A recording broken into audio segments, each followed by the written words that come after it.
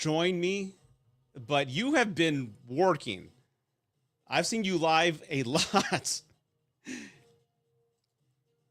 You've been live for like the past 24 hours.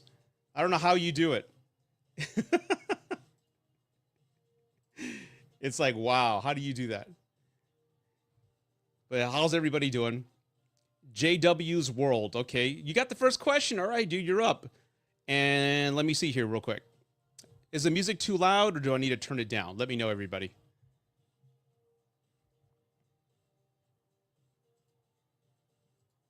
Too loud or is it good enough?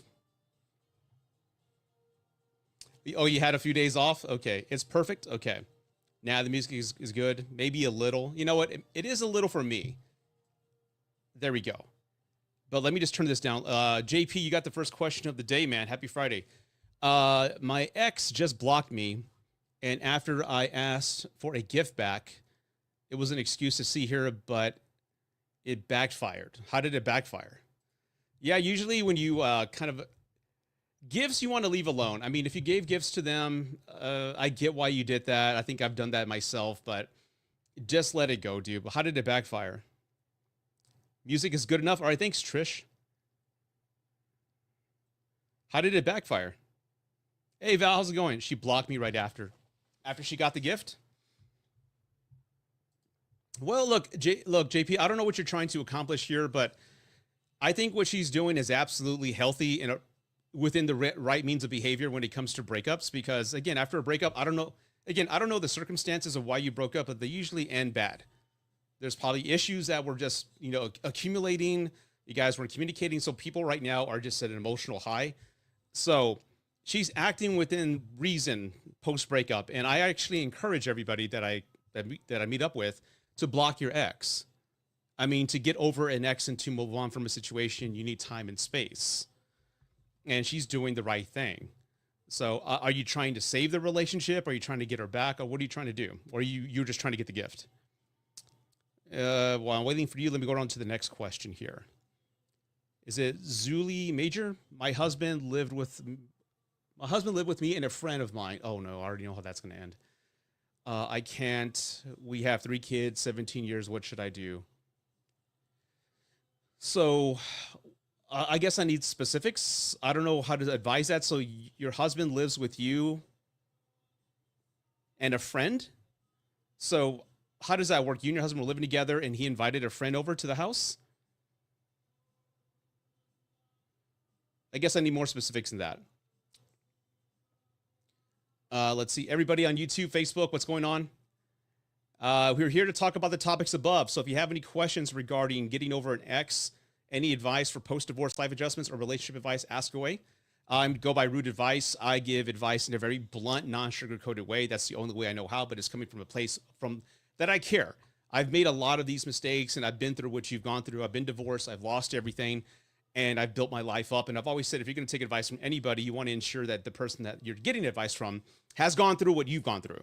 And they know firsthand what it takes to rebuild your life, the pain that you're going through, the loneliness. And I've been there. Okay. And I have a healthy co-parenting relationship with my ex-wife. I have a great relationship with the kids. I had a great dating life and I got married again 8 years later after my divorce because I found love again, even though I was a guy who said he'd never do it again. So again, my advice is reflected in my life that it works. And again, I'm here to help you. Again, I'm not a therapist. I'm not a counselor. I'm just a coach to give you some direction on where to go and how to move on from a broken heart. Okay. And that's what I do here. So moving forward here, I'm here to listen and learn as I wash dishes. All right, perfect. Indigenous Rain, why are men that are perfect for you not attractive? It kind of ties to your type and what you've known. Like I've always told people that if every relationship you've ever had since high school is toxic, then you're used to toxicity. So when a good guy comes into your life, they can come off boring. They can come off just not exciting. And that's just your body reacting to what you've known versus something new. So if that's the problem, like the toxicity that you like and your type is consistently giving you the results that you don't want, and somebody who actually has emotional intelligence, is well thought out, will behave, is boring to you, the problem is really you. That's the problem. And I've been a victim of that myself. So does that kind of land in your space? And again, if you have any questions, anybody on YouTube or Facebook, ask away in the comments. I'll get to you in a bit. Let's see here. I'm going to scroll up because I think I missed some questions. I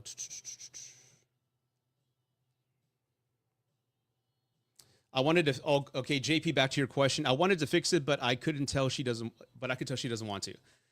Yeah, I mean, well, there's your answer, right? I mean, most people have like a question of, they want clarity or at least an answer why the relationship ended. I think you both know why it ended. So again, things run their course, and if she's made up her mind, you can't change that. The best you can do is move on with yours. Move on, focus on you, kind of separate yourself from your ex. Don't text them because, again, reaching out to them and begging them back or trying to reason with them is only going to infuriate them. Just go about your way, block them on social media, and just focus on you. Get a circle of friends around you that are going to support you during this moment and focus on you for a while. Okay, and I'm going to continue on here. So 1 second. This is your favorite song here. Okay, very cool. We have great taste. We have great taste in music. We have something in common. Not boring, not attractive to me. I don't know. Then what isn't attractive about them? Like, what is your type versus the type that you're talking about you're not attracted to? Miss Sweet Pea, to you. Okay. Why is it that you catch a person in their lives, they more mad than you? The guilt, it's a defense mechanism. They want to deflect the focus on them and what they've done wrong, and they've done wrong. They know they got caught, so they're going to turn it around on you and insult you and make themselves the victim versus take accountability. Any advice on missing your child after separation? Oh, Claudia, that's a good one. Man, it's going to suck. It's going to suck, but I want you to kind of, at least the first few weeks or the first few times are going to suck. I'm not going to lie to you. I cried when I went home. And you may even feel guilty having a good time. I remember going on out of town trips with some women, and they asked me, what's wrong? I'm like, I kind of felt bad because I've never gone out of town without my kids. And a few women told me, you need to get over that shit. You know, you're a good dad. You work hard for them. Now it's your weekend to have some fun. You deserve it. And that's what I'm going to tell you, Claudia. You're a good mother. You work hard for them, and you deserve time for you. Go get your nails done. Go have fun. That doesn't mean go to the club or go to the bar. I mean, just go have fun. Whatever you want to do. Whatever you haven't had time to do, go do it. And thank you, Beach Love and Mamacita. Mamacita, thank you so much. I mean that. You deserve it, okay? I know you were friends, right? You're a good mother, okay? Go spend time with your brother, family, somebody, but you deserve this resting period. You deserve this fun, this window. Don't feel guilty about it. Your kids are going to come back, and this is going to get normal as the weeks and months go along, okay? And then you're going to value and be happy about your time when you do get it, okay? But trust me, I know what you mean. I hated being alone. You feel like a failure. You feel like you're not a good mother or father. You hate yourself. And you hate, how did we get here? We were supposed to be a family and this and this and that and that. Don't do that to yourself. You're just kind of beating yourself up and making the situation worse. But you deserve some fun. You deserve to do something good for yourself. Go do that. Hey, Jenny, good to see you. From the Philippines. Hi, how's it going? Thank you for joining. Ask any questions you want regarding the topics up above, okay? I'm sure she's going to be okay. I'm pretty sure, like most co-parents, especially those first few weeks, I see nothing wrong with calling them and saying goodnight. I mean, all communication isn't severed, right? You should at least say, hey, I'm going to call her to say goodnight, maybe do a video chat to see how she's doing. You know, there's nothing wrong with that. So call her tonight and tell her goodnight and go have some fun, okay? Okay, these are a lot of great questions, everybody. So again, all I ask in return, if you're new here, be sure to follow me. If you want to support my page, subscribe to my page. Free hearts are always appreciated, so tap the screen, and any tips will be appreciated as well. And if you want to book a one-on-one with me, if your situation is more complex and you need one-on-one advice, you can book an appointment on my Stand Store link. The link is on my TikTok page. Click there. You can send me a question. You can either book a 30-minute session or an hour session. And I also have a free guide that you can download, 5 reasons why you can't move on from your ex. Rachel's World. My boyfriend of 3 years spends holidays with ex-wife because of the kids. Okay. Um, are you not invited? I mean, you've been together 3 years, so why? I get the first year may have been weird, but why aren't you invited? Has he extended the invitation? Thank you, Mama. I see that. My wife's in the other room. Mama Sita, Mama, all these people. I love that she's not the jealous type. That's awesome. Okay, Rachel, that's a problem then. I mean, you've been together 3 years. I get that first holiday may be kind of weird, but you've been together 3 years. I mean, he should have extended the invitation that second year, third year. Do you and their mother not get along? I mean, what's going on here? I mean, there's a boundary there that I think shouldn't be, especially after 3 years. Does everybody get along? Does everybody kind of mature? Hey, Mamacita, thank you so much. Because I think that's a major problem there. Hey, Emily, good to see you. We have never met. Okay, and there would be no reason to not get along. That's my point. I think that's a problem. I think that's a major concern, especially if I've been with somebody 3 years. I mean, that I would feel hurt because again, I get the holidays, I get children, that's perfectly without question, right? But to not say, hey, I want you to come with me. I want us all to kind of start getting to know each other and just kind of build a relationship. I'm not asking you to be their mother, right? But again, let's just all start to get along. The fact that he hasn't done that shows that he wants to keep these two worlds apart. And I don't know what long-term plans you both have, but that can be a problem. How long is this going to go for? So I would really talk to him about that. That'd be a major problem in my opinion. What do you guys think on the chat? I mean, if you're dating somebody for 3 years and they haven't invited you to their kids and ex-wives or ex-husbands' Christmas party, I mean, that's kind of messed up. No, I agree. I agree, Rachel. I mean, I get being protective of the kids. I was like that myself, but I was usually like that the first 6 months, maybe a year. But if I've been with somebody 3 years, there's trust. You've had some up and downs, and you should already try to kind of blend those two worlds together, especially if you mean something to him, right? Great question, by the way. Be sure to follow me if I answered your question and you're not following me, please go ahead and follow. Next question, Miss Nunu. Oh God, did I just say that out loud? Okay. Can a man really be afraid to open up to somebody he has feelings for? Yes, I think anybody can. I don't care what's between your legs. I think anybody can. I mean, especially if you've been hurt a lot in the past. I think there's a lot of people who don't want to be vulnerable because maybe they haven't healed yet or they're scared to get hurt again. And of course, I know there's a lot of people who are on the bandwagon of never dating again, never being intimate, vulnerably intimate with anybody. So yeah, there could be problems, but again, that's not your fault. I'm just going to call you miss. I'm not going to say that last part. But that's more on them, not you. And that's a reflection of them with unhealed trauma. Yeah. I hear that and I think that damn Trevino person, I'm like, ugh, no, that's not for me.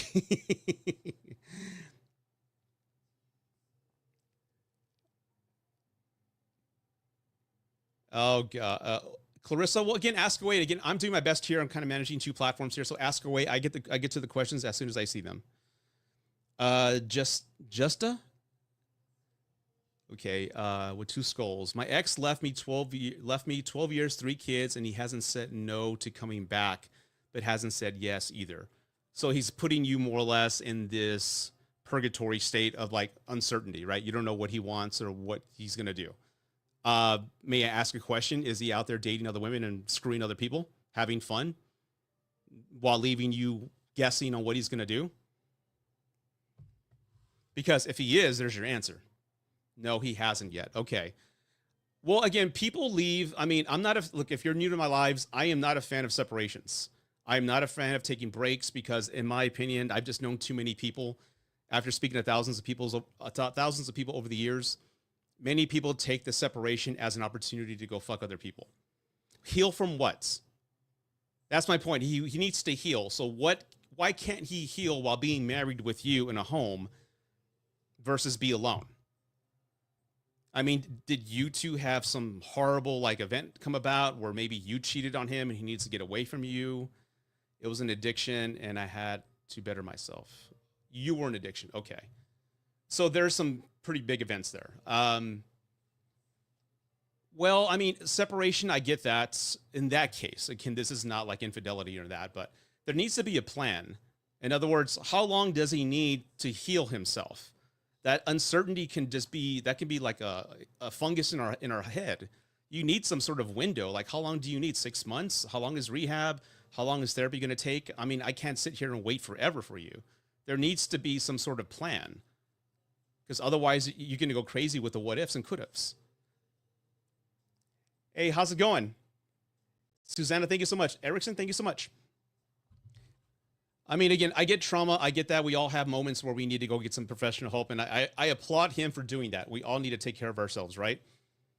And you go to meetings too to better myself. Well, good for you for both of you taking accountability and getting better.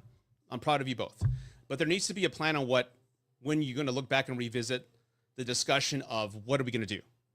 Like, are we going to stay married, etc.? Because I would hate for anybody to just sit there and wait for somebody to get healed, right?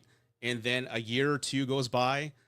All right, great. I'm in a better place. But guess what? I don't love you anymore. It's like, okay, well, you could have told me this months ago, years ago, and I would have at least moved on with my life. But I've been sitting here waiting for you.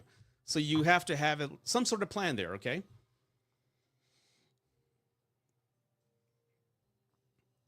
I'm not going to answer that question, dude.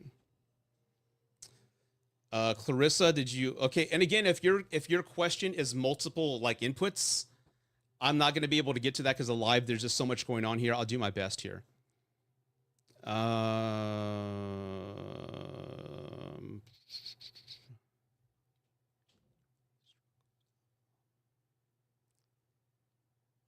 see. I'm just going to scroll up a little bit to see if I can find that first part of it. Okay.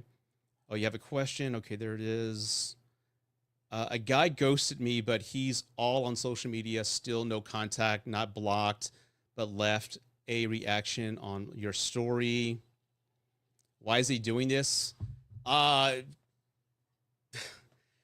There's few reasons why a guy ghosts a woman, okay, and then still follows you. I mean, he doesn't really, to be honest, I'm going to be blunt, I'm sorry, but you're not a priority in his life. Somebody else that he values higher than you is available and they have his attention right now. That's what it comes down to, ladies. If a guy ghosts you, it's usually because you were a plan B or C. And this goes for guys too. If a woman ghosts you, you were plan B or C, and plan A, who they really were focused on, is now available, and now their attention's on you, but they're going to keep an eye on you as option B or C. In case this doesn't work out, they'll come back to you. Again, I'm not a fan of ghosting. I think it's a cowardly way to end a relationship. I think if everybody deserves some sort of closure on why it's not going to work out, be a man, be an adult, and tell the woman or the guy in the face, like, hey, it's not going to work out because of blank, instead of leaving this uncertainty and what if and could have. But my advice to you, Clarissa, is to, like, if he ghosted you, that shows that he has no regard for your well-being or your feelings. That's like zero. He cares zero fucks. I do curse, by the way. Why haven't you blocked him? Why are you still allowing him to have a window into your life? That's incredibly disrespectful, if you ask me. He is a dick. Somebody on Facebook says he's a dick.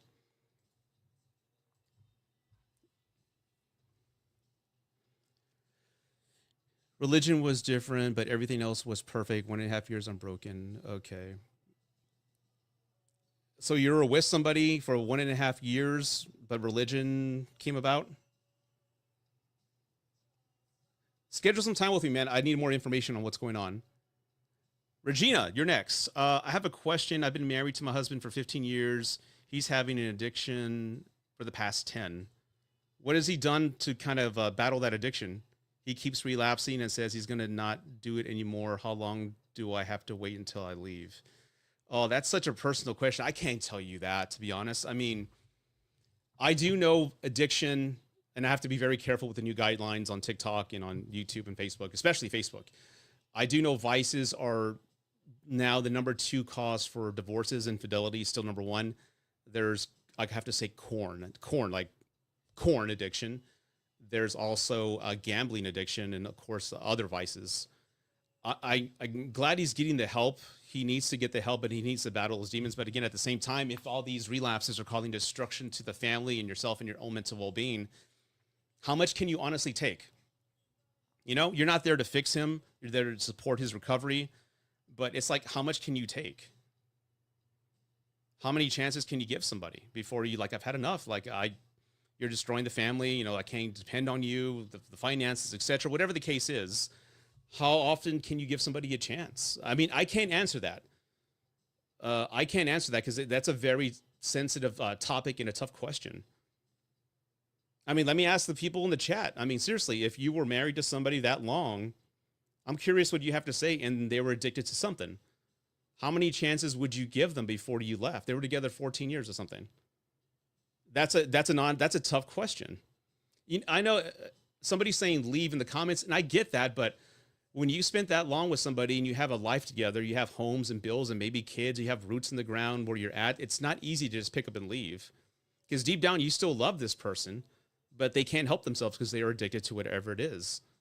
I mean, do you give them an ultimatum? It's kind of tough.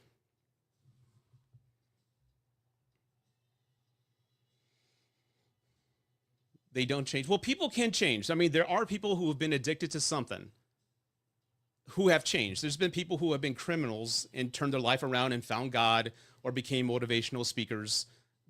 A person can change, but most times they have to hit rock bottom and do it for themselves. But again, that's a tough question. And again, I don't have an answer for that. I mean, maybe have that one last conversation and say, look, I can't do this no more. You've been relapsing for 5 years, whatever. I don't know. And just say, I need absolute certainty that you're going to defeat it this time because I can't go through this anymore. I mean, when it gets to a point where your own mental health is being affected because of their choices, you got to do what's right for you. I've always believed that. You love them, but you love them with all your heart. But again, the older you get, and everybody understands this if you're my age, 48, by the way, that love's not enough.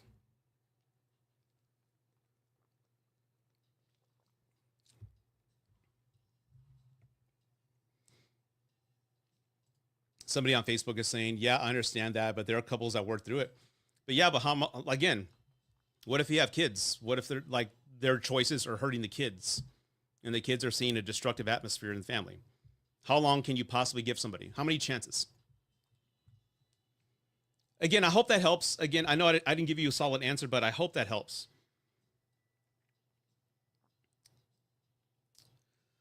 Let me scroll up a little bit here. Somebody else is saying, I left after 17 years, but his addiction has not changed. Okay, so there's other women and other people in this chat that are saying they've been through the same situation. Wow.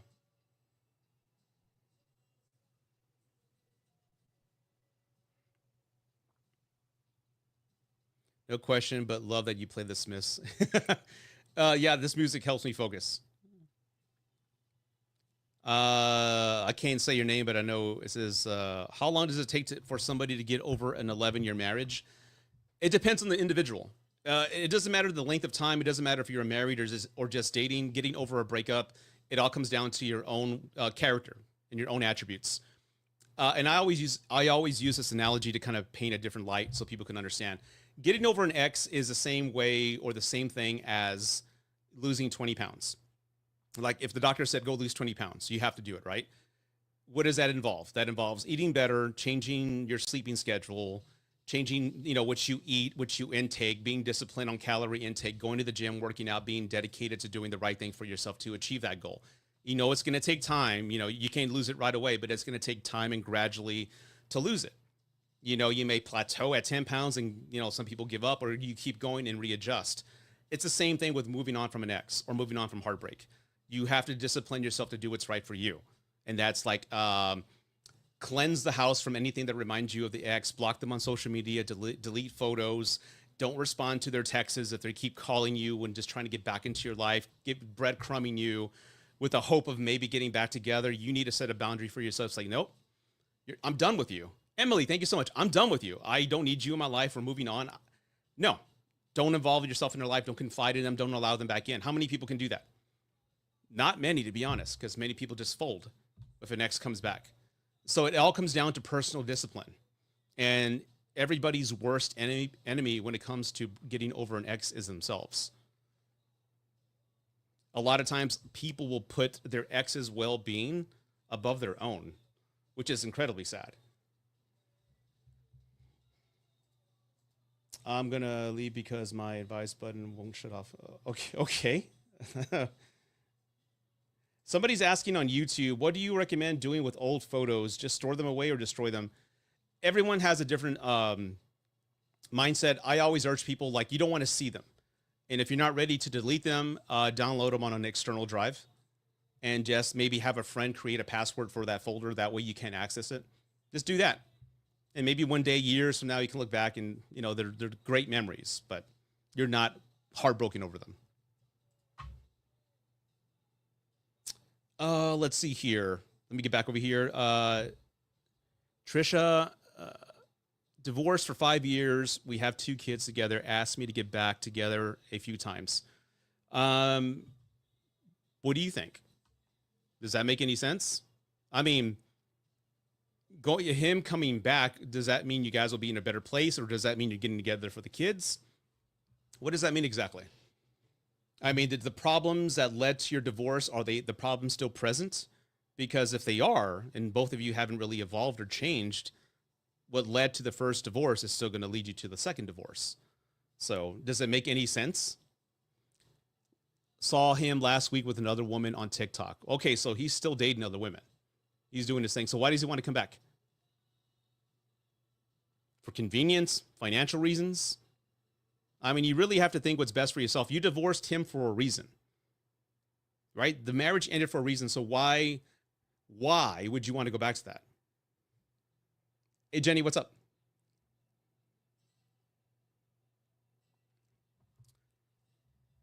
Bernadette, I think you asked that question yesterday. I have a question on Facebook here. How long after your breakup should you enter a new relationship? When you can think of your ex and not feel anything. How's that? When you can think of your ex and not feel any love, sadness, sorrow, longing, you can start dating somebody else.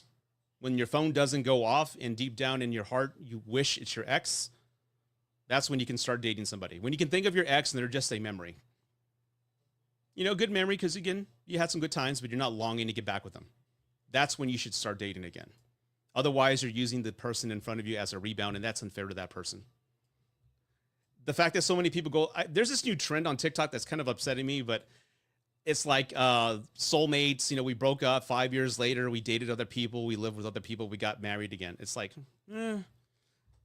I get storybook wise that may be nice, but what about the people they dated? Did they lead them on? No contact is so hard. When does it get easier? As time goes on, Megan. There's no formula. There's no book. There's no tips that I can give you that's going to make it go away instantaneously. You just need time away from them. The more time and space you get from your ex, the better off you'll be. And the reason why it's so hard for many people is because there's this void now in your life. Your life was so, I guess, complete with this person in your life, right? You didn't have to worry about plans for the weekend or what I'm going to do tonight because they were involved in it. So what you need to do is fill that void with what you want to do. What does Megan do for fun? Again, Megan existed before this ex was in her life. So what does Megan want to do? What does Megan want to go rediscover? Maybe contact some old friends you haven't heard from in years. Go out, go for walks, go to a dance studio, learn a line dance. I don't know. You got to fill that void of what you want to do and get back to a state of normalcy. Right? You have to adjust to moving on. And when you start finding things that you're passionate about and finding a new community, like friends, like there's guys that join MMA schools. So they join an MMA school, they make friends there, they meet their friends, and then boom, you have a new circle. You're slowly putting yourself out there. And as you're meeting new people, having new experiences, you start forgetting about the past and you're moving on. And that's the healthy way to do it. You don't go date anybody. You don't use people as rebounds. You go out and find you. Hi, how you doing? So do that. I don't know what that is. I mean, I've heard people go back to school to learn a trade. People go to become electricians, dog groomers. I know people love sports. There's people that join like the work softball team. You have to do that. And again, the sooner you fill that void, the sooner you'll start feeling better.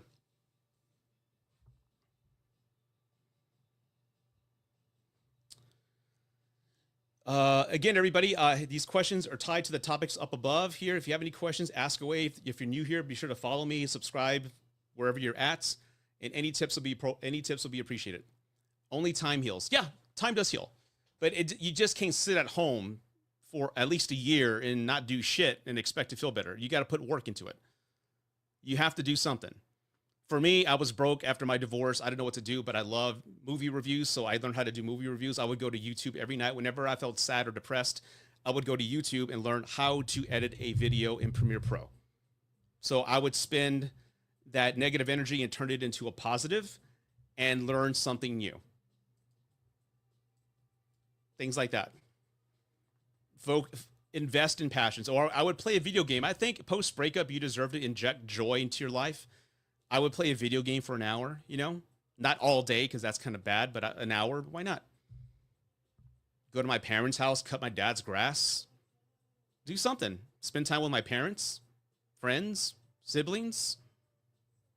Come Christmas time, go make some tamales at my mom's house. Follow your passions, whatever brings you joy. Hey, Mags, what's up? Well, hopefully it won't be that bad, Claudia.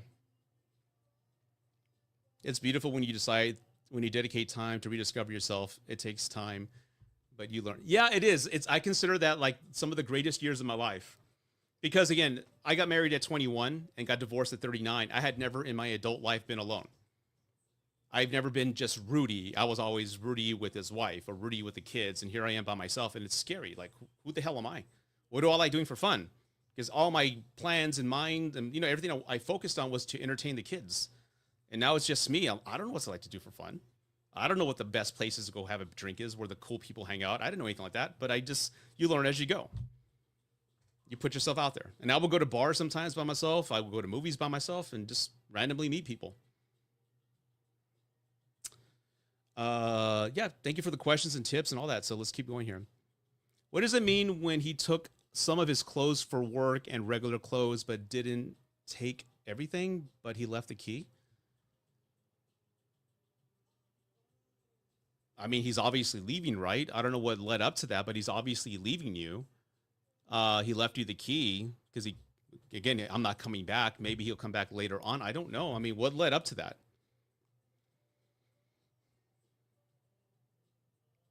I will later, Claudia, okay? I want someone that's scared to lose me. What? That's what? No. I mean, why? I mean, let me think about that.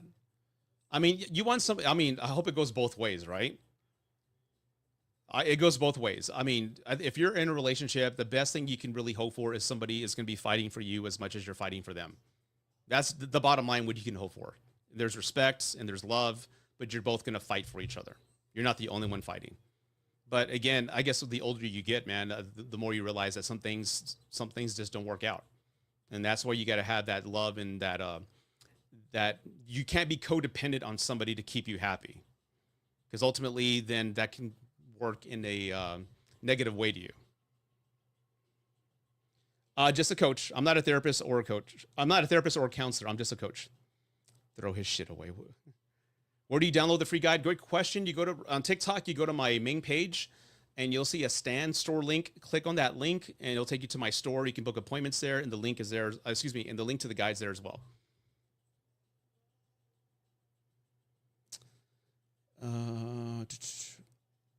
Any questions over here? No, we're good over there. All right, thank you. Eduardo, I've done wrongs and now she's done wrong. I don't know what to do. What do you mean wrongs? Like you cheated? Now she's cheated? Is that what you mean? I don't know. What do you think? Can it be saved?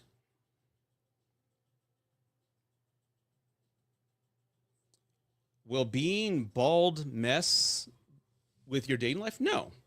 Grow a nice beard. That's what most people do, right? No, be charismatic, be charming, put the best version of you. Whatever, is it Rondo? Whatever Rondo is, be sure you put the best version of yourself out there, right? You want to feel good and feel confident in your own skin before talking to anybody out there. Because there was one thing about women is they can sense when you're uncomfortable and you don't want that. V, what's up? My boyfriend hooked up with his current manager before we dated. Should I stay?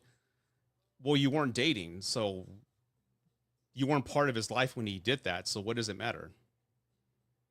I mean, is he still working at that place with that person?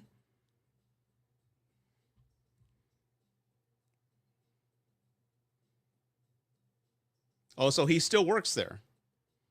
How long have you been dating? I mean, this sounds like fairly new. I mean, a couple months maybe? I mean, you just met him. It's his manager. When did you find out about this? So I'm kind of curious about this.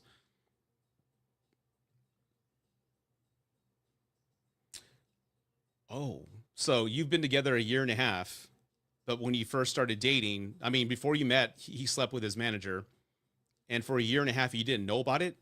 Oh, you found out a year later. Is that well? Again, you can't. Whatever people do in their past, that's their past. But do you have any suspicions that they're doing something else? Do they talk all the time? Do you feel like what is your women's intuition telling you? I tell people to always go with their instinct. I don't know if it's cause to break up, but maybe it's a conversation to have. I mean, what options would you consider to stay? I mean, you are already considering breaking up with him, right? So would he have to change jobs? Would you be in a better place if he changed jobs?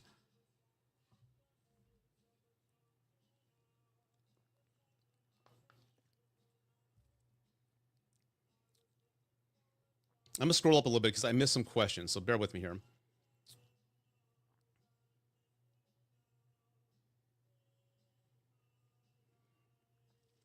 14 years together, two kids. He left after he found out his dad is dying of cancer. Oh my God. Says he don't love me anymore. I don't know what your name is. Is it RC? I'm just gonna say RC. There are certain events in a marriage where people tend to check out that way or use an event to check out. And it's been documented that when the death of a parent occurs, people start to question their life and they realize that life is fragile, life is not guaranteed. You know, as they say, life isn't tomorrow is not promised, right? So people tend to have like a maybe a rushed midlife crisis to question their choices, where they're at, and it just reminds them just that they're running out of time, quote unquote. So maybe he used this event as a means to leave. So it wasn't necessarily the cancer; it was more or less maybe he was not in a happy place, and this event kind of pushed him over, saying, "Hey, I need to do something because I'm not happy." Again, I don't know what the marriage was. For, you know, the prior years, you've been together 14, but that happens a lot. What other questions do we have here? No, nothing over here on Facebook or YouTube. Okay, just checking. My ex broke up with me. Unfortunately, we still work in the same area, and now she avoids me. Weird. Of course she is. I hope you learn, man, not to date anybody at work. It never works out. I mean, it'll end, but now you're forced to go to the same place as them, and then now you got to sit there as he or she flirts with the next guy, and now the jealousy is going to creep in on you, and it's going to affect your job, and who knows, you might get fired. So that's why I tell everybody not to ever date anybody at work. Don't ever do that. Because what if they're very gossipy and they tell everybody your business? So everybody's going to know about you. And they can ruin your brand. They can ruin your chances to get promoted and how management sees you. So again, that's a big mess. But I would just focus on your job, man.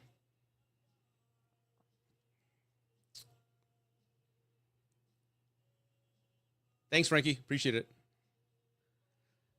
Tristan, why would your ex get back with their ex who cheated on them, but she stalks my socials?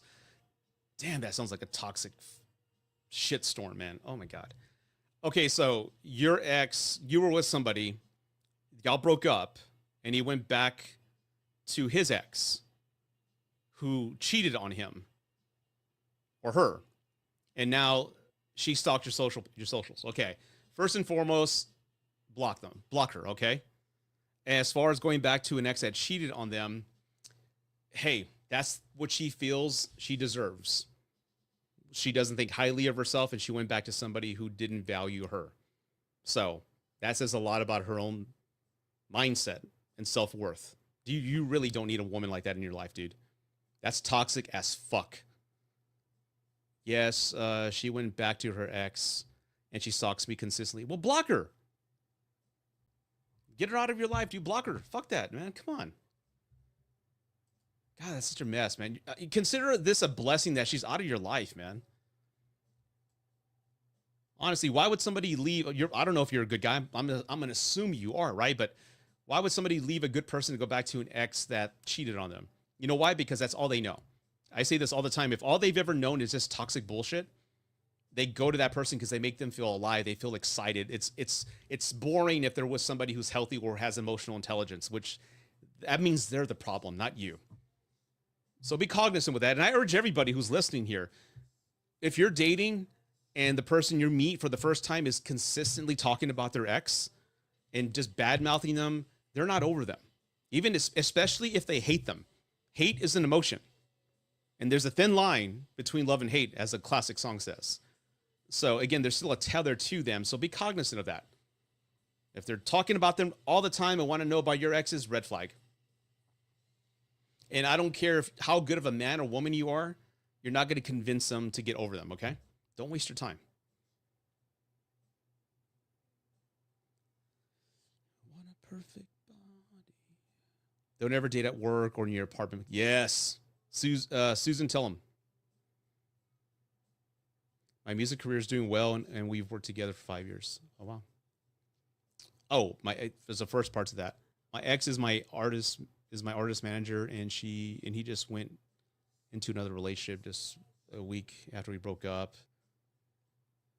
I don't know. That's okay. Can you transition from an emotional to a professional relationship? I mean, you said with him as your manager, things have been going well, right? So I don't know if you want to jeopardize that. But if you guys can transition with boundaries, be respectable, be professional, hopefully it can work. Any questions over here? Anybody on Facebook or YouTube? We good? Okay.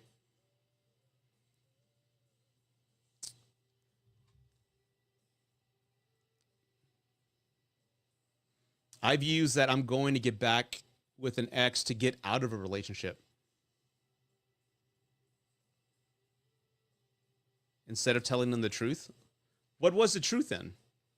Oh, so there's women out there that will lie to a guy. Not some women, but some women, right? So women use the excuse of the reason to say, I'm going back with an ex to get out of a relationship. Why not just tell them the truth? You see, I'm all about honesty. Honesty is always the best policy, because if you're honest, you never have to try to remind yourself of the lie you told. So why not just be honest? Be honest with people that you meet. Be honest, especially to yourself and what you want and what you're looking for. I mean, that's the best policy in my opinion. Will I see Jimmy Boy again? I don't know. I need more than that. What do you mean? I'm not that like magic 8-ball who's going to give you an answer. All right. I'm not a fortune teller. No. You know what? No. How's that? No. Go move on. Find somebody better. He fucked up. He doesn't deserve you. Boom. There you go.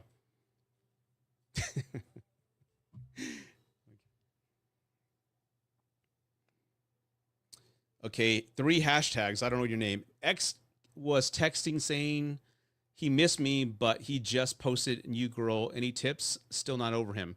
Well, he's definitely over you. Right? Because he's already fucking somebody else and dating somebody else, right? So there you go. He's telling you that he missed you, but he doesn't miss you enough because he's already dating, having fun, and confiding with somebody and building a relationship. So if you needed any assistance with moving on from this guy, his actions should tell you everything that you need to know about him. Why would you want to get back to a guy who is throwing you breadcrumbs? Like, I still want to be with you, but his actions are fucking another woman. Again, I'm an adult here. We're all adults here. I'm not going to sugarcoat a damn thing. And I mean that. I'm with complete respect. Why would you want to go back to somebody like that who's telling you shit to keep you mentally confused and in his pocket while his actions are out there doing other things with other women? You deserve better. How's that? Do you believe you deserve better? Does anybody in this life feel that they don't? But you deserve better. I want everybody to understand that. If you're not getting what you want in a relationship and you've tried for years to make it work, you deserve better.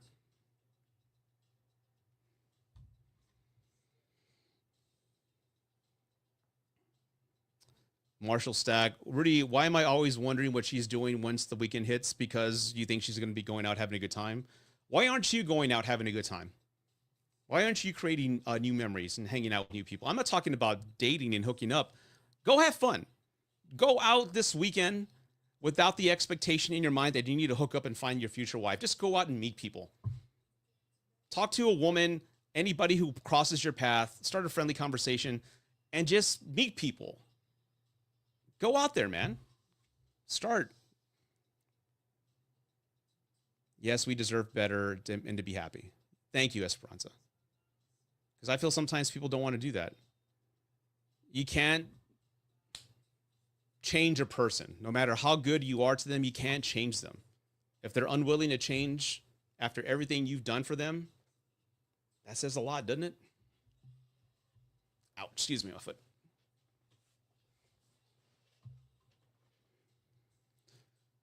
Wow, I've been married 38 wonderful years. Husband found out I had a one-night stand 28 years ago. Wow. How do we move forward? I would highly consider, no, I'm telling you to go see a marriage therapist and maybe an infidelity counselor, because that poor guy, his whole life is now shattered. I can't fathom that. That's got to be an unbelievable pain. He questions everything. And again, I mean, the way after speaking to people, yeah, you caught them cheating, but that's the one time you caught them that you know of.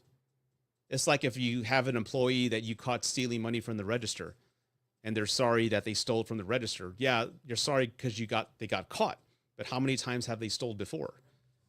So, oh God, I would go see a therapist to see what we can do. Jesus, if he's available, call him up. Oh, you mean, I'm just kidding. I'm totally kidding. My boyfriend asked for a break. How can I reverse it? You can't. And again, is it Ghibli? Look, I've spoken to enough men and women to tell you this, and I want you to hear it from me, is that when somebody asks they need a break, that means that they don't love you anymore and they want to break up. But it's a nice way of telling you and not hurting you up front. It's like slowly stepping away from you. Anybody disagree with me, man or woman here? If you've ever told somebody, I need a break, what does that really mean? They're done with you. You can't reverse that. When somebody's checked out, they've checked out. It may not necessarily mean they found somebody else. I don't want you to think that. It just means the relationship has run its course.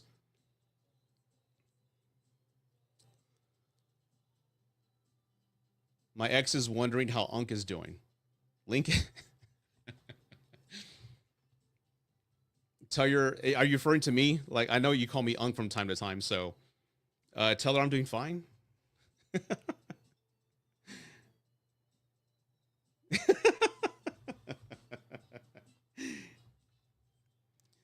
Yeah, man, I'm doing good, man. I can't complain. The wife and I have a date tomorrow. We're gonna go see the comedian David. I can't pronounce his last name. He was an Anchorman. Whammy, that guy. We're gonna go see him tomorrow. So I'm excited about date night this weekend. David is a Crocher, yeah, and I actually interviewed him at a Comic-Con a few years back. So he kind of knows me. So hopefully he'll respond to my DM. So yeah, dude, looking forward to that, man. It's gonna be a fun weekend. I'm doing great, thank you. We got a question here on Facebook. Do you agree all relationships are transactional? No. I know there's some that are. You know, the older guy with money, the younger woman, you know, that's obvious. But I don't believe they're all transactional. I believe, you know, there's got to be some love there, respect, and building a life with somebody. And, you know, you both have to meet each other's needs.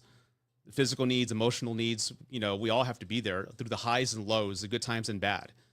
But I don't believe all are transactional. I know a lot of them are, but not all of them. No, I believe some are, not all of them. I want to change my wording there. Don't spam the chat, dude. I'll have to block you, okay? What should I do if my best friend is dating my ex that I'm still in love with? That's a violation of bro code, dude. Your best friend Are you a woman or are you a dude? I'm curious. No, I don't, man. I'm sorry. So your female friend is who think I mean, God, your female friend is now dating your ex? That's bullshit. I mean, women, I mean, there's I'm pretty sure there's bro code in the women's space. You don't date somebody's ex. That's the ultimate betrayal. But again, some adults will argue and say, hey, we can do what we want. They're a consenting adult. There's been, because I've always, not to brag, but I've always considered myself, whenever I date women, I always date a certain type. And I remember some of my, and you'll see this when you're single and you go into the single space. Some guys will try to date your exes. And I'm like, what the fuck are you doing, man? That's my ex. You're not supposed to do that. Hey, we're all consenting adults, man. We're going to do what we want. So I don't agree with that. There's a debate out there amongst guys, which I hate that. I'm old school. I'm not going to date anybody's ex. But that's bullshit. And she's not your friend. She's not your friend. I'm sorry. And for all you know, she's been cheating on him with when you were together and y'all broke up and now they can be together.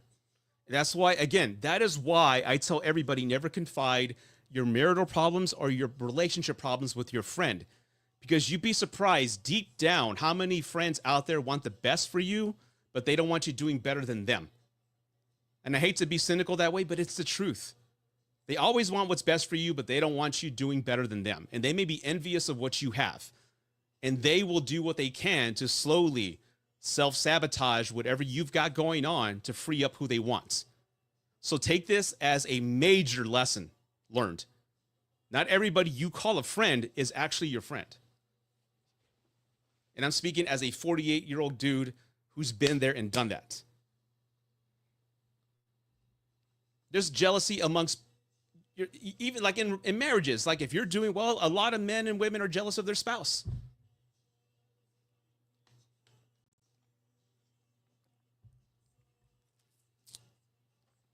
So yeah, that's not your friend. Cut them both off. I know it's going to suck. You feel betrayed. You were betrayed. So everything you feel is justified, but you got to let them go. But learn from this.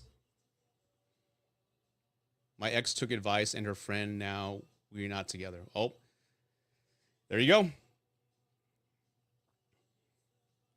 Just me, Natalie. Never tell anybody about your relationships, good or bad. Nobody really cares.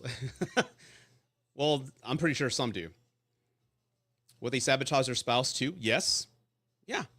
You know how many clients I've had where it's a woman here on my Zoom and she's crying because her best friend from high school fucked her husband and now they're running off to be married?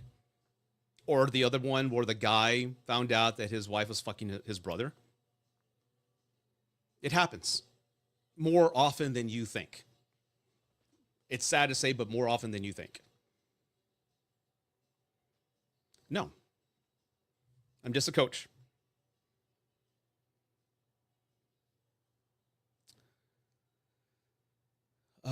Coworkers had argument at work and I was the only witness. That's not tied to the topic here. Sorry.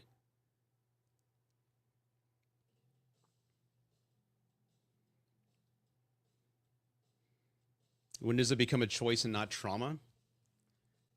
If I'm understanding that correctly, I mean, let's not bullshit each other. We're all adults here. Every one of us has experienced trauma in our life, even from our youth, growing up, teenage years, or even adulthood. We've all experienced trauma. We can't use that as a crutch to screw over other people or to destroy our lives. I get some of us need more help than others to go to therapy, go to whatever to heal from that. It's on us to fix that. We can't put the onus on our spouse or boyfriend, girlfriend to fix us. That's not how things work. So again, if you're making choices and using an old trauma, if you're making destructive choices and you're blaming it on trauma, that's not a healthy way to go about doing things. Any questions on YouTube or Facebook? You guys are good. All right. Hope you're enjoying the live. I don't know. I think YouTube has super chats. So if you have super chats, send them. I would love that. And Facebook, I believe, has stars. So if you want to show some love, I would appreciate that. Katie Renee, I'm having trouble co-parenting with X because even talking to him gives me panic attacks. Tips. Um, Go with a low contact approach. If the engagement with him puts you in that space, make it very brief and only about the kids. Okay, keep the conversations limited. If you can maybe keep the conversations instead of talking on the phone, maybe through text, one channel, select one channel. That way, you know where you can talk to them. That's one good place. But keep the conversations at a minimal and only about the kids. Don't inquire or let them inquire about your life or share anything about what's going on. And I get that. Maybe having somebody accompanying you when you have the kids exchange, that'll be a great help as well.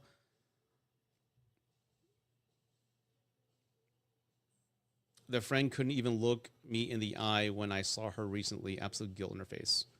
Yeah. Well, I'm glad you got out of that space, Stevie.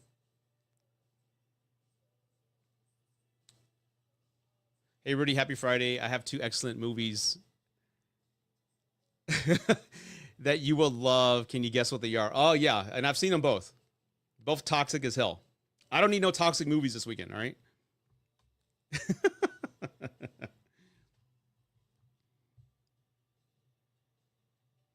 YouTube, I have a gentleman here by the name of Mark. Some old photos can be destroyed if it's bad memories or useless. Yeah. Whatever you feel is the best approach for you. Like I said, some people want to delete them and get rid of it, have like a bonfire or the vanities. Yeah, then do that. Some people feel they don't want to let it go. And some people like download them on an external drive. I know people that have put family photos and frames like in storage. It depends. Everyone's different. So whatever works best for you. Yeah, Facebook. I have 160,000 people on Facebook. And YouTube, I need to work on that. I mean, I post regularly. I'm only at like about 4,000 followers. Is it Sam? Why do exes block you everywhere post breakup? Because they're supposed to. Again, to heal from the ex, to heal properly, you're supposed to block your ex. That's what I coach everybody to do. The secret ingredient to get over an ex is time and space. You need to give yourself that. If you don't trust yourself to not check their page when you're in bed at night or on weekends when you don't have any money and you have no plans and you can't go out, but you're just dying and wondering what they're doing. Are they out living the life and doing great without you? People can't help themselves. So they'll go check and admit it. I don't care if they're doing great or if they're doing bad. Looking on your if you're looking at your ex's social media page, it's always going to hurt you. And we all deep down know that, but we look anyway. So to avoid that rabbit hole of pain, block them. You're supposed to block them. Why do you want your ex to look through your life and see what you're doing and how great you're doing or how bad you're doing? Do you want to make them feel guilty by posting breakup memes and shit? No, just let them out of your life. The sooner you sever that tie, the better off you'll be. Yes, and your ex still has a plague. Oh, God. Oh, another question on Facebook. Clean cut. Thank you, Victoria. Hold on. I got a question on YouTube. Do you think God lets us go through seasons of suffering to bring us closer to him? I'm not a religious guy, but I think life is about overcoming obstacles. Absolutely. I've been through enough, and I think there is a lot of lessons in life, and you learn a lot about yourself through failure and pain, because that really shows you what you're made out of and what you can handle. Because again, I don't care if you play by the rules in life and do everything according to the book. There are going to be times you still fail, and life's going to be unfair. It's how you handle that adversity that is testament to who you are. And I think you need that challenge. If there's no obstacles in life, who wants that life? It's boring, in my opinion. You want to see what you're made out of when things don't go your way. So I think testing yourself is a wonderful thing, and that's what life's about. Whether that's God's work, whatever. Again, I'm not a religious guy. If it is, I think so. Read the book of Job. I mean, I'm not a religious guy, but I went to Catholic school. The book of Job, he put him through hell. People in the desert 40 years? That's another topic. Never mind. That's the Catholic school boy in me coming out. Never mind. How did your last relationship end? She cheated. Then the one before that, she left me for her ex. The one before that, she left me for her ex. The one before that, she left me for her ex. And then my marriage, I got divorced in 2016. And that one, That one, we just grew apart.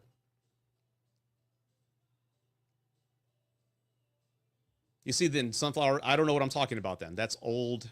Didn't he make a wager with the devil or something like that? Again, that's like, I read that book like 20 something years ago.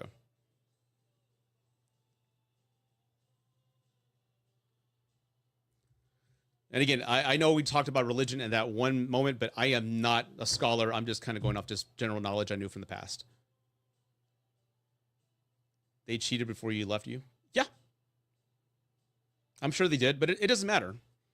I mean, all the exes, I mean, I dated a lot of people weren't really dating, but I had tons of, I guess, dates and met a lot of people, met a lot of women, but I don't hate any of my exes. I wish them the best. I want them to be happy because everything led me to my wife. Everything led me to my wife now, who I love with all my heart, and my 2-year-old son with her. So I know it's tough to like look past the pain when you're going through it right now, but I promise you, if you put work into yourself, go out with a positive mindset, don't have a bitterness kind of carry you, and just go out with the best intentions and focus on the life you want, you can get it. I did. Yeah, I have a big old beautiful picture of my wife up there on my wall. I'm crazy about her. She's my best friend.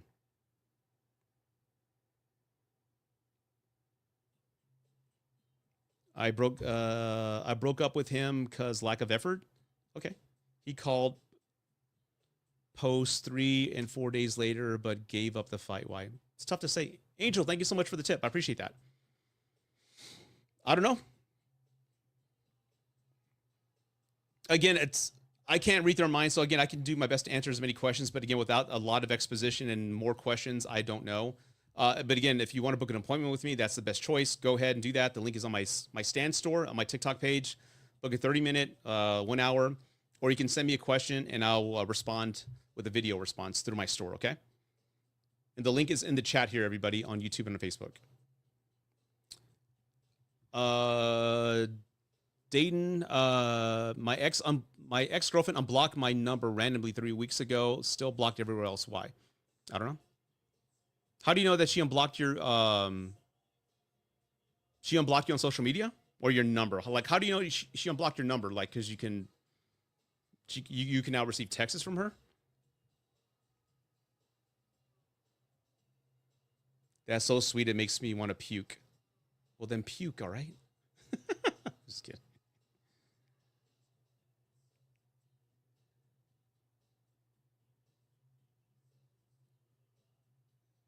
Angel Gateway. Thank you for the follow. I appreciate that. Again, if you're new here, please follow. How old is my wife? She's getting 39 and I'm 48. She unblocked my number. My Mac sent a blank message saying, I don't know why. And that's how I found out. Well, again, regardless of whatever's going on in her head, I mean, maybe she's looking to like bait you out. I know a lot of things do. A lot of people do that. They'll unblock or unblock if it sends a notification. They're just trying to get your attention. But again, is getting her back in your life something you want to do? Because again, it ended for a reason, right? I know you may miss her. I know you may be going through some pain right now, but is getting back with her going to make the best sense? If you want peace of mind, I would just go ahead and block her back. That way you won't get any notifications and move on with your life.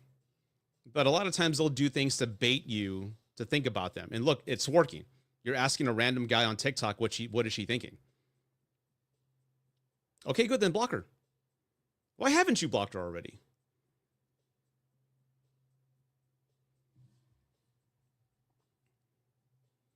Why would they do that? To get your attention? Because again, think about it. I mean, post breakup, what normally happens? Let's just go with like the standard scenario, right? Usually there's always one person who moves on really fast, right? And there's one person that wants to take time to heal and recover, right? We've all seen that. That's like a typical scenario, right? Fast forward 12 months. The person who selected the rebound and moved on really fast, now that relationship's over. And they never healed or addressed the breakup from a year ago. So now they're alone again. And what do they think about? Oh my God, I'm still in love with so-and-so. I never healed from that person. Let me reach out to them to see what they're doing. That's usually how it works. And again, why would you allow your ex back after a year if you put in so much work into yourself?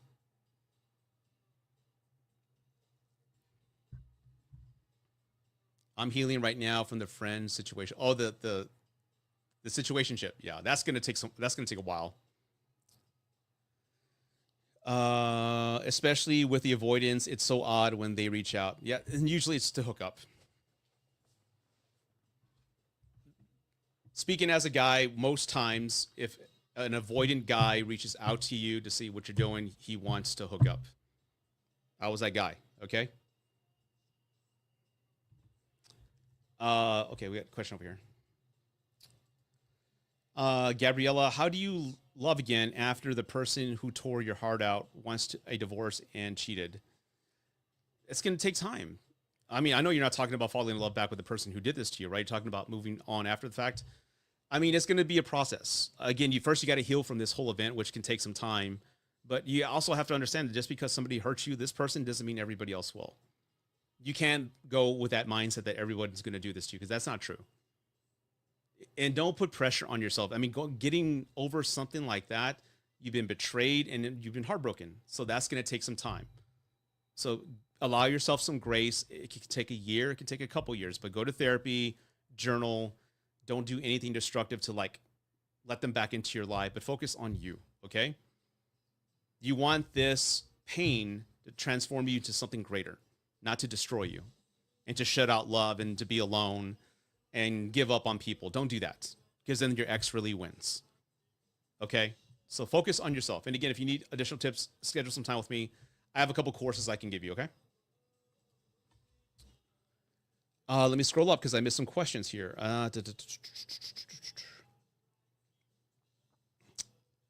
Should I trust dating online sites? Just again, whether it's dating online or meeting people in person, I always tell people to really be cautious with who they allow into your life. All right. There's too many people out there that know how to play the game and tell you what you want to hear to get in your pants or to get anything they want from you, money, whatever the case is. Ladies, stop lending guys money. What's wrong with you? Stop that. Don't be giving him money to help him get that Ford Mustang. Stop that. I've had like 3 clients this year do that. Don't do that. But just be very cautious with who you let into your life. And remember, like the first few months are always going to be the best because people are courting and they're giving you the best version of themselves. So just be cautious, trust your female intuition. Guys, trust your spidey sense and just be very careful. Don't be too vulnerable, too open at once. Allow them to gain your trust. Jason, thank you for the follow. I appreciate that, sir. You said a mouthful. I tend to do that. All right. I look forward to hearing from you. Okay.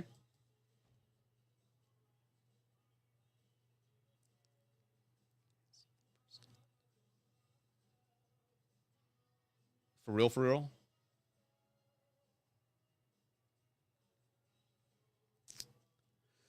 Shall I contact my fearful avoidant ex? I really want him back. Why do you want somebody who doesn't want you? Is there any? I believe there is some truth that people think people want something they can't have.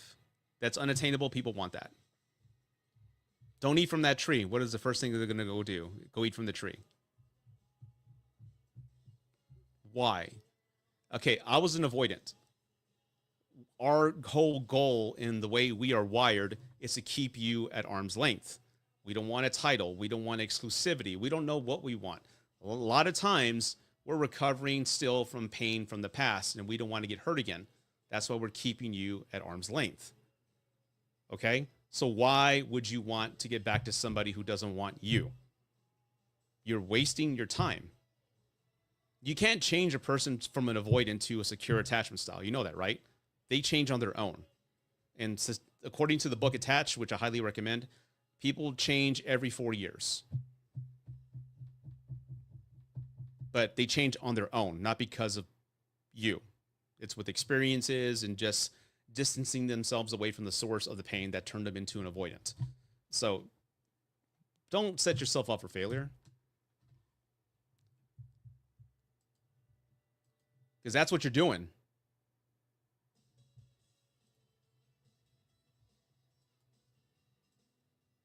Is it bad to be an avoidant? No.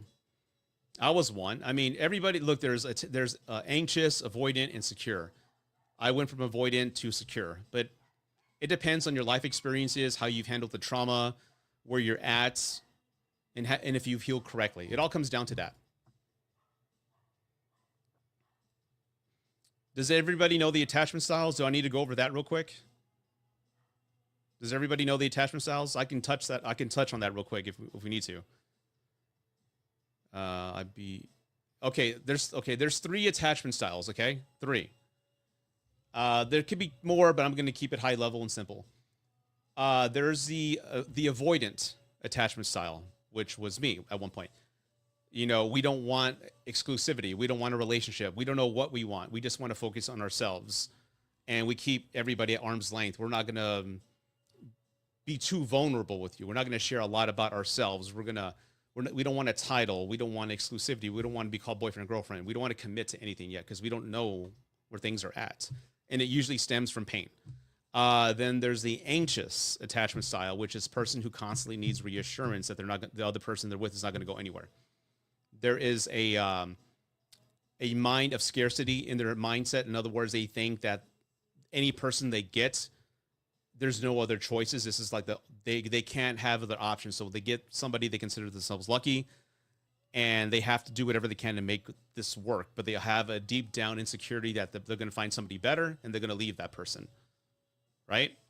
And these types of individuals will do things like lend a person money, encourage you to let's go on a trip, but let's book a trip 6 months from now, get a pet, get an apartment, move in together. They want to lock you down as fast as possible. That way they know you're not going to go anywhere. Help you get a car, things like that. And then there's also the last one, which I am and my wife is the secure attachment style, which is you love who you are, you love yourself, you're happy on your own. You don't need anybody to make you happy. You're confident in who you are, and you're not codependent on anybody to make you happy. But if somebody comes into your life, you know, you're happier, and you love the person in front of you. But if they leave, you're not going to be destroyed because you love who you are. You have a hustle, you have hobbies, you have a good friend circle, you have a great career. You love everything about yourself, and you know you'll be fine, and you're not dependent on anybody. So those are the 3. I don't do financial advice, man. Sorry.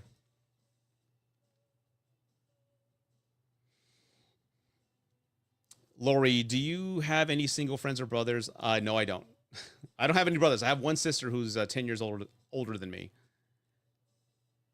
Yasmin, hi, Rudy. Should I focus on my mental health before I start dating again? Yes. Yes. Yes. Yes. 100%. Hey, this dude's single. There you go. Do avoidants normally love bomb in the beginning? No. I think the anxious would, because they're insecure and they want to lock you down as best as possible. But avoidance, no. Again, we're very nonchalant, I think is the word that people use now. We're not going to be needy. We're just going to kind of go with the flow and see where things go.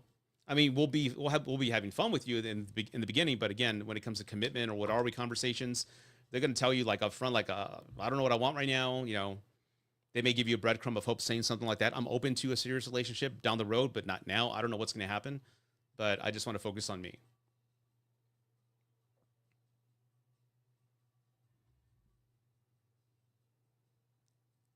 Even if I like him or if he likes me too. If you're bringing in any trauma, Yasmin, into the relationship or unhealed trauma, you're really starting off in the wrong foot. Like if you have insecurities about cheating because of your ex, maybe there's some violence. I don't know. But if you're bringing in any baggage or trauma into the relationship, you're really not starting off on the right foot. If it's not as serious as I'm making it out to be, maybe there's something that you can kind of work with and kind of balance out at the very beginning. But for you to acknowledge in the first question is like, should I work on my mental health? You should work on your mental health. You should be selfish for a while and fix and address whatever problems you have. That's paramount. That takes precedent. Do that. If he loves you, he's not going to go anywhere.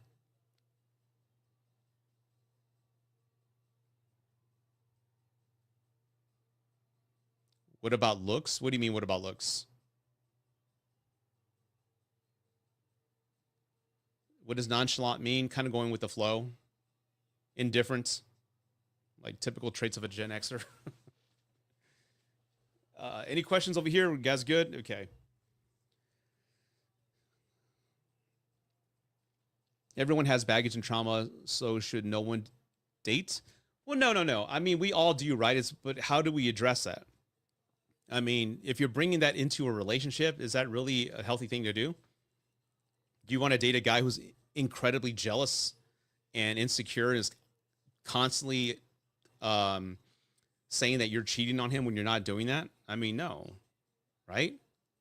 Why would you want to start a relationship off that way? Some people go for looks, if I'm wrong. Well, I mean, looks matter. I mean, I think there has to be some level of attraction, right? There has to be. And again, when I say that, I'm not saying for you to look like a IG model or something like that, right? $20,000 in looks and boobs and all that. No, I'm just saying whatever the best. If you want a successful dating life, you really have to address your mental health and your persona. Make sure you can carry conversation. You're charismatic. You're not bringing any baggage into the relationship, but also be the best version of you, whoever that is. I'm not saying lose 100 pounds. I'm not saying get muscles and six packs. I'm not saying that. The best version of you, whatever that is. That way you're confident in yourself. You're confident in how you speak, your delivery, and you love your life. You're not going to be so dependent on somebody making you happy. You're happy with yourself. That's how you want to set up your life before going out there dating.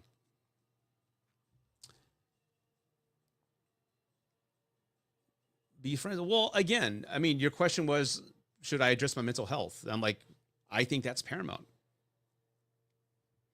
I appreciate beauty insight. Yes, and again, I get that because again, I've dated women that are incredibly beautiful, but then they're just horrible on the inside. So yeah, that's why I said work on you inside here. Trauma, be charismatic, learn how to have a conversation. All that matters. I can't read your name. It is TLC. Do men fear being alone so they get married right after divorce? I wouldn't say men because that's kind of like painting a broad stroke on all of us, right? I sure as hell didn't want to get married. I think some people, like if they've been married their entire lives or they've never been alone, they will jump into something right away. And we see it all the time, not just with men, but with women. There's people who are just scared to death of being alone, and they will jump into something incredibly fast. And that's really detrimental because, again, they're just more or less repeating the same mistakes they've made in the past. But I think a lot of people have a fear of being alone. That's why people go back to exes, because they'd rather go back to something, even if it was toxic, it's familiar. And they'd rather go to something familiar than go to something unknown, where they have to be alone. Hey, what's up, Sean? Good to see you. Best member of Autopsy. I believe I am. Thank you for validating that. Thank you, Sean.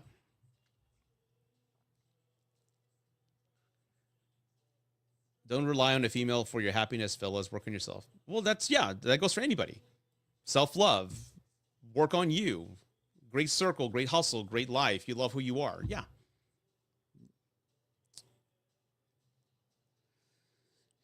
I have a crush on someone from school and he gave me his number unexpectedly. I don't want to bother. And I don't want to bother. You don't want to bother him?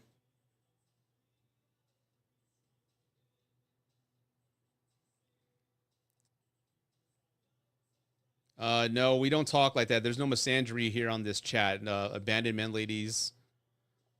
No, we don't talk that way here. Yeah, there's bad people out there. I totally agree with that, but not all men are that way. You can't paint all men in a broad stroke. No, fuck that. No, I don't believe in that. You don't want to bother him. Well, look, I mean, if you have a crush on him, and again, you know you better than me. Okay. I'm just going with what I've known you based on these 4 comments. If you want to explore and see where this goes, then do that, but just be very honest with yourself and where you're at.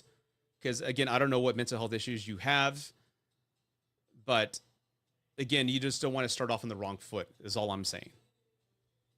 Put yourself first. Everybody who's listening, I mean this, be selfish.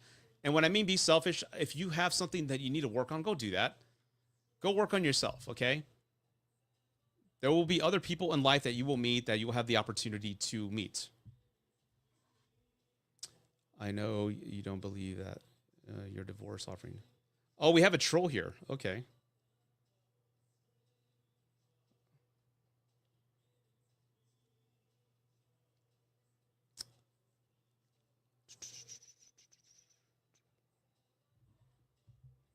Let's see.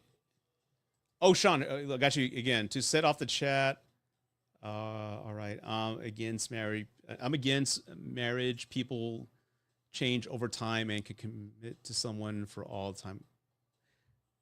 Yeah, there's some truth to that. Of course, you can find the right person, but if they jump into marriage too quickly, yeah, I truthfully believe after talking to so many people that marriage isn't for everybody. I think only a small percentage of people can actually commit to a lifelong commitment.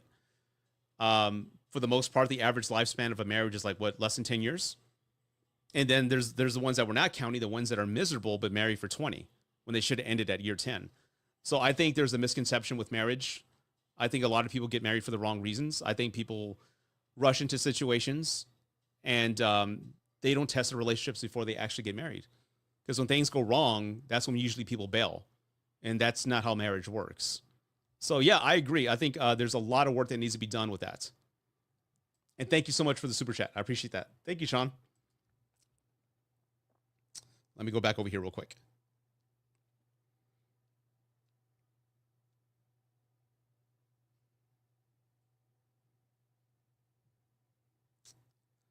I have anxiety and mood disorder. Well, you see, that can affect the relationship, right? So again, I am not a therapist. I'm not a psychiatrist when it comes to that. So I know if those ailments aren't addressed, it can affect a relationship or anything. So please address that. Focus on you.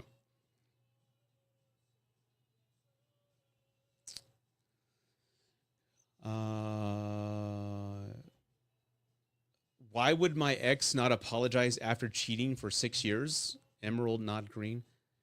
I don't know. I don't know. I do know there's some people out there that feel that cheating is validated. Like you forced me to do it.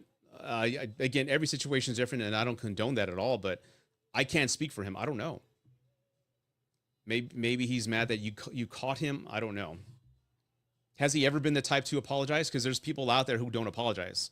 There's men that I've coached who've been married 20 years and never got one apology from their wife.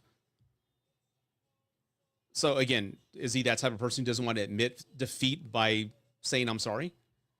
Can you imagine that, being married 20, 30 years and never hearing, I'm sorry from your spouse? Too many men have met with me. And that breaks my heart because they think in their mind, they are the stupidest person who's ever existed, and they're always wrong. They've lost all confidence in decision-making because they've been constantly told they didn't do it the right way. I don't trust you. No, leave it to me. I'll do it alone. And I know there's women out there who feel the same way. I mean, that's not how relationships work.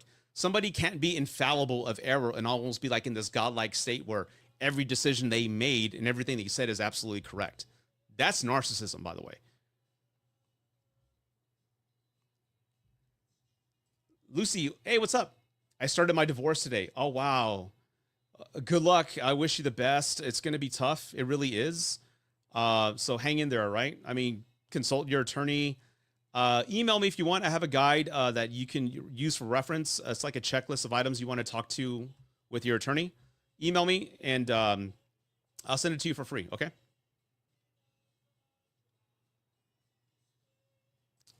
Hold on one second. Oh, Sean, against is a strong word. I want every marriage to last forever, but so many divorces. I just think that you need to be sure that you meet that commitment. Yeah. Okay. If I said that, if I misinterpreted that, that's not what I meant. But again, I just think there's a lot of people out there who get married for the wrong reasons.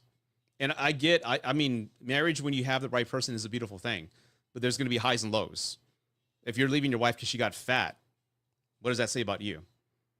If a wife leaves a husband because he hurt his back on the job and can't make six-figure income anymore because he can't work in the oil fields, what does that say about her? You know how many people file for divorce when they find out their spouse is now diagnosed with cancer? Or the woman can't have kids? What the fuck? I mean, think about that. At your lowest, you would expect your husband or wife to be there for you, but at your lowest, they leave you. That's heartbreaking, man. So unfortunately, there's a lot of people out there who don't have that person, that ride or die. That person's going to be with them through thick and thin. That's heartbreaking. And I think people need to look for that versus, you know, other things like she's got a great ass or he's tall, superficial shit like that. So yeah, man, I agree.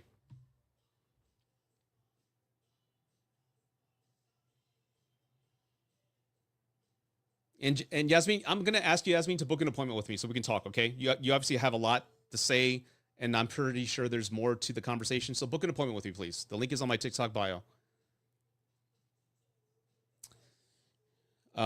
Brody, is it? I'm going through a heartbreak. I dated a narcissist. How do I get her off my mind? It's gonna take time, man. You're gonna have to detox from that.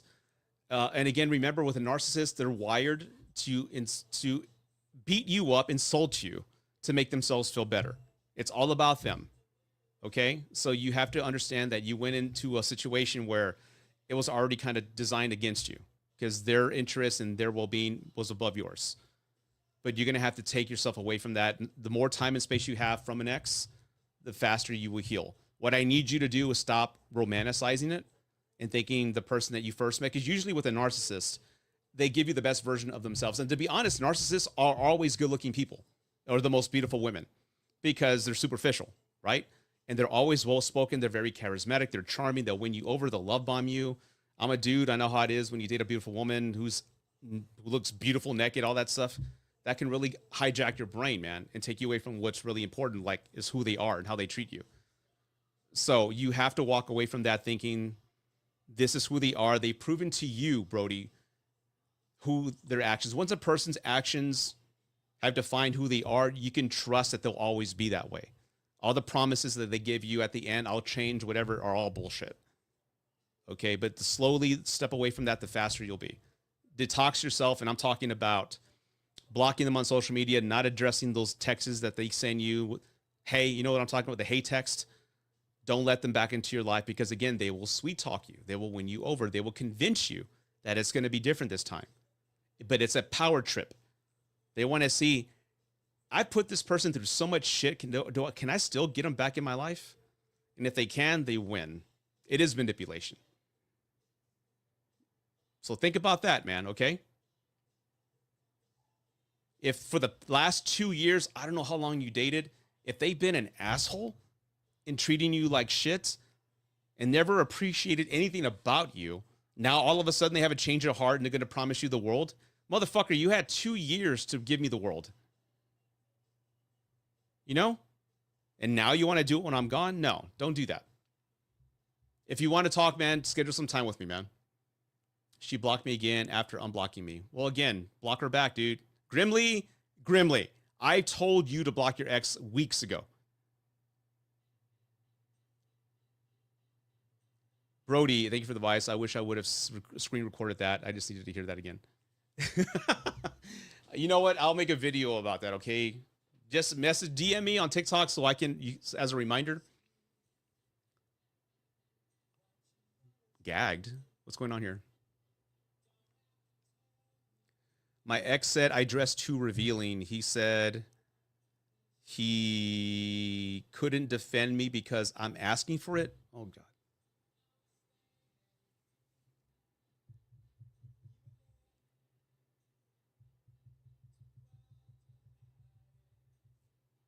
I don't even know where to begin with that. Wow. I don't even know where to begin. I don't have the words. I mean, sometimes I think I've heard everything, but man, he's an ex. I'm glad he's out of your life. Hey, Kiana, what's up? Good to see you. Where have you been? I haven't seen you in a while. I got a question on YouTube, everybody. Stand by. Sean, I got rid of a girl because she was heavy. I admit I regret it. I'll be honest. Our personality was not a match, but still, that was the wrong reason. I was young and stupid. Hey, dude, we've all been young and stupid. Don't worry about that. I've done the same thing too. Okay? It's just you live and learn. You live and learn. Okay? We're all human. We make mistakes. The good news is that you are acknowledging that and that you can do better. Okay? But don't beat yourself up. Uh, what does it mean when my ex got worser or worse? You mean since the breakup? I don't know how you know, but maybe they're not handling the breakup in a good way. Again, there's a lot of people that go in a destructive phase, which again, I wish they had an older brother or a dad they can talk to because again, I know I was young and stupid at one point, and when you're or even older people, like when you're heartbroken, you feel like it's the end of the world, that your one chance at love is gone. Maybe they screwed up, right? And broke your heart knowing that they let go of something wonderful. People handle heartbreak in different ways, and some get very destructive and just give up on life, which breaks my heart because I'm thinking, where are their friends at? You know, we everybody knows somebody who's gone through a bad breakup, and that's when your friends should come around and help you out. Sherry, thank you so much, Sherry, for the galaxy. We all need to be better friends as well, if I can say that. When I was going through my divorce again, I did a lot of things, and I understand why people walked away from me. But I would always deep down hope that a friend would call me or knock on the door and say, "Hey, let's get out of the house." No one ever did.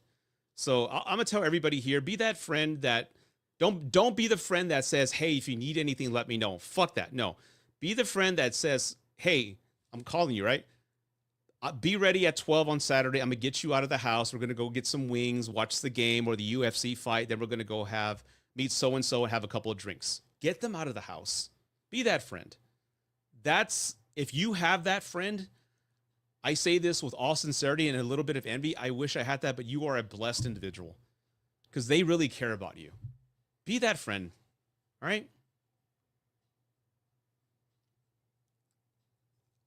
Rudy, I'm actually relieved that I went through hell from the past relationship because I know better. I will be that friend. Yeah, everybody be that friend to somebody else. Okay? We all deserve that. We all need to be there for our friends. You know what, Lori? So am I. I've gone through hell. I've been through a lot, and I'm grateful for it. I was a cause for a lot of it, so I took accountability. But again, you learn a lot about yourself through failure. There's more lessons in failure than there is success. Because again, you find out who you're made out of, what you're made out of. Are you going to be the one that is the victim and blames everybody else? Or are you going to look in the mirror and call yourself an asshole and say, "Yep, I am here. I am the sum of all my choices, and I'm looking at the choice right now. So this is on you. What are you going to do about it?" That's what many people need to do. When you take accountability, that ownership, and turn your life around, it's an amazing switch. And that's what we need to do. You want failure because, again, that you're tested. You want to see what you can do. I wish I had that friend. Mighty Mouse. Oh, I'm sorry. I'm sure you do. Maybe you're just maybe thinking of it like in a negative way, but I'm pretty sure there's somebody, a sibling, somebody out there. I have a good heart and don't have a problem helping others. Oh, there you go. Hell yeah, I've been doing that all day. I will be that friend.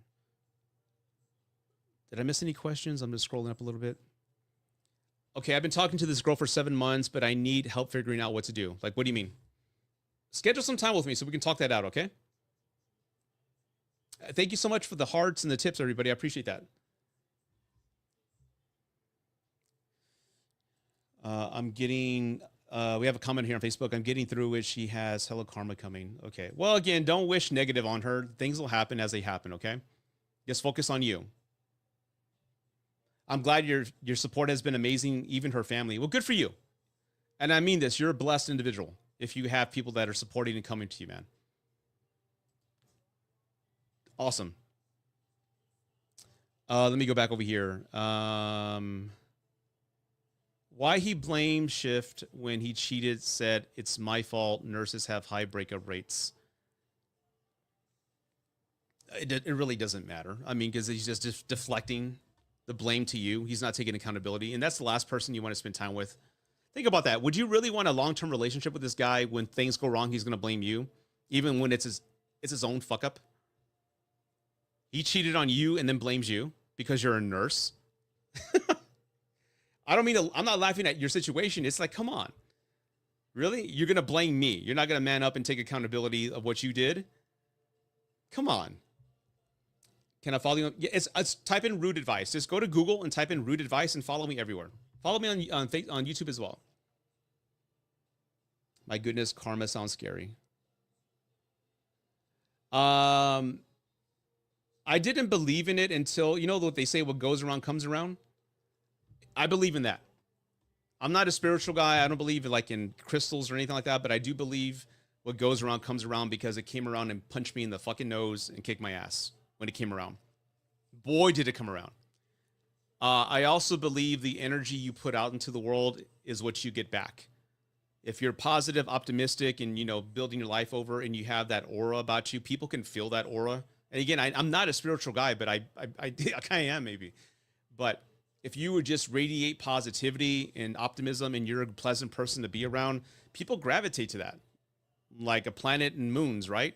People gravitate to somebody who's passionate about something. We watch videos on TikTok, right, or YouTube. We love watching people talk about things that they're passionate about.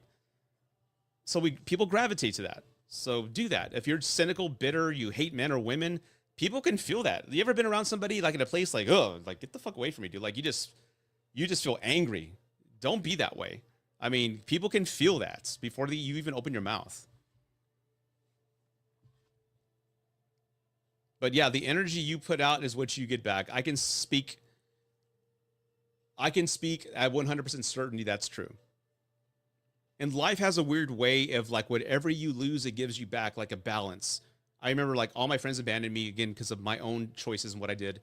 But all of a sudden I'm out there just randomly at a AT&T store. Then a friend I hadn't seen in 10 years shows up like, hey, you want to hang out? Sure. So it's weird. If you put yourself out there, you just live, you never know who you can run into. My love was too famous for me. Did you date Zach Baggins? I'm just kidding. He's been he's been all over my FYP about him cheating on Holly. Who can cheat on Holly, man? She's gorgeous. Thank you.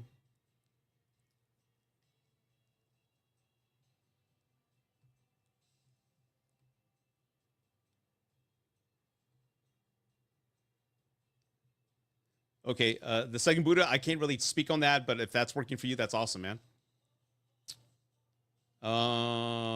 Mr. Capone, who's Mr. Capone? Anybody know who Mr. Capone is? Is he on TikTok? Or is he like a rap star nowadays? That sounds like a rap star name. Mr. Capone opening for 2 scoops or some shit like that. I don't know. I am so unhip when it comes to today's music. It's a rapper. I knew it. Chicano rapper. He looks like one of my cousins, Anthony. He looks like one of my cousins. Oh my God. So what happened? You dated him and he cheated on you?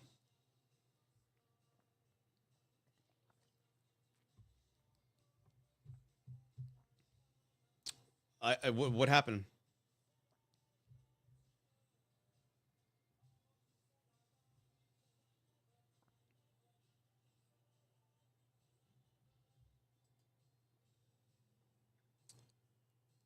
Boo boo, my ex's rebound messages me abuse from fake accounts. He says she is. Oh, so why are you engaging in a conversation with your ex's rebound? I don't understand that last part. That's kind of weird. So, no, he says he's. Oh, I'm sorry. He says I'm not as good as him. What? I'm a real angel from heaven. That's crazy.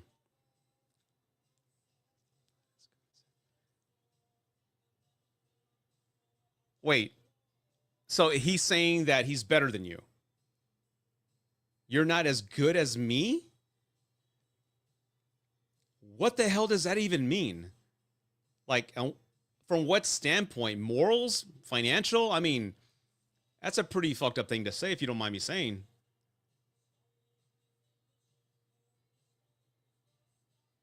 I think that's the first time I've ever heard somebody here tell me that my ex-boyfriend said he left me because he says I'm not as good as him. I have never heard that before. You're not as good as me, and I want out. That doesn't even sound right coming out of my mouth. You're not as good as me. That's like incredibly the word I just want to say is what an asshole. I'm not laughing at you. I'm just laughing at what he said. That's incredibly insensitive and just like, I've never heard that before.